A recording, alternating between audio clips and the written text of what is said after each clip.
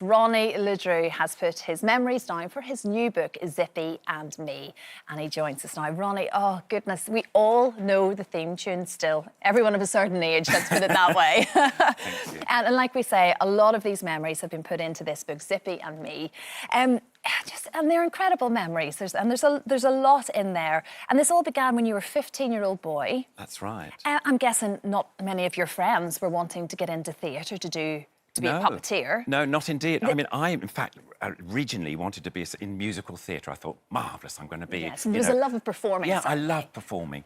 And it really wasn't until actually I went up for an audition, which I didn't get, which was a friend of mine told me about it. Actually, I can tell you, it was for the original production of Oliver, and we were going to be one of the workhouse boys. I mean, way back in the 1960-something or other.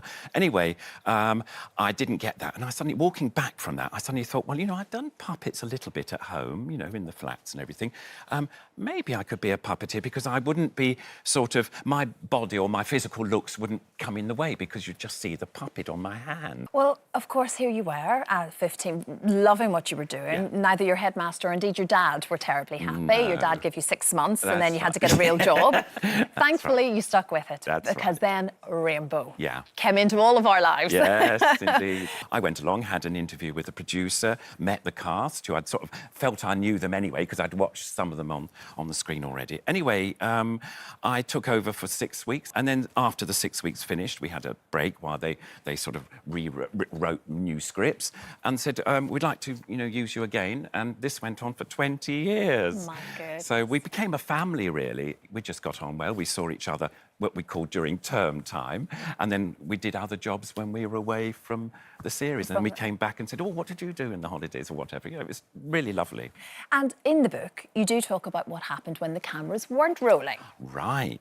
Yes. And there were a few little naughty episodes. Oh, absolutely. Let's just say. Yeah. And it is obviously morning television, but you can explain. OK. Well, basically, if we had a script that was what we'd call a bit light, and, you know, there'd be, you know, fairly simple camera sort of, positions and stuff like that. We'd sort of have a bit of fun for the cameraman, really. This is only in rehearsal. And so, with for the puppets, obviously. Oh, with the puppets, yes, absolutely. Now, the trouble is we used to have bedroom scenes.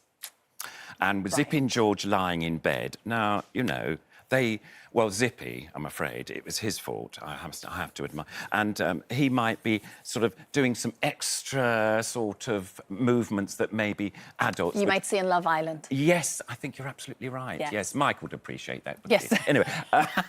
Anyway, yes, we did that sort of thing. But obviously not when the cameras are rolling for the actual takes. No. We wouldn't have lasted 5 minutes. This was just a bit of adult humour away from... adult humour for the cameraman, for the production team, who laughed. We all laughed, you know, as well. It was great fun. I mean, there was several other things, you know. A jokey thing was Zippy was in bed again. I don't know why it's always in the bed. But anyway, Zippy was he was ill, and we had a picture against the side bedroom table, and there was a picture of Arthur Scargill, the, you know, the coal miners' union leader.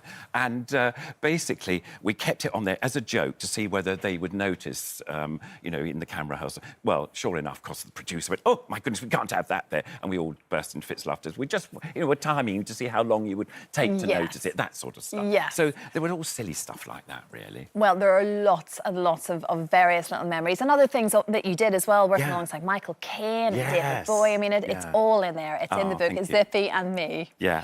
I got to meet Zippy today. I mean, really, what else can you ask for? You're too kind. It's the best. Thank you so much, Ronnie. Oh, it's been a pleasure. Thank you very much. Lovely to have you on.